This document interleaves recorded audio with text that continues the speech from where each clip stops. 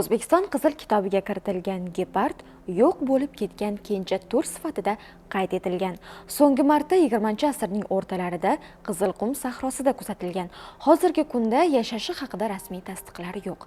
Gepardni dunyodagi eng tez yuguruvchi hayvonlardan biri deyish mumkin. Gepard 3 soniyada 100 km/soat tezlikka chiqa oladi. Bu sport avtomobilidan ham tezroq degani. Lekin u mazkur holatda ovini 30-60 soniyada tugatishga majbur. Sababi yuqori tezlikda uning tana harorati ko'tarilib ketadi. Agar harorat 42 gradusdan oshsa, u hushini yo'qotadi.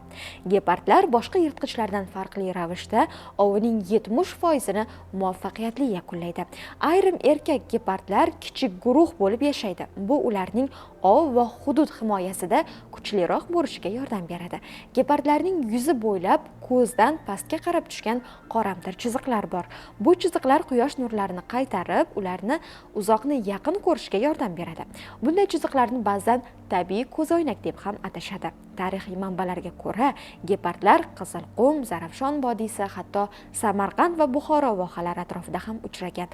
Ba'zan ularni ov hayvonlari sifatida saroylarda saqlashgan.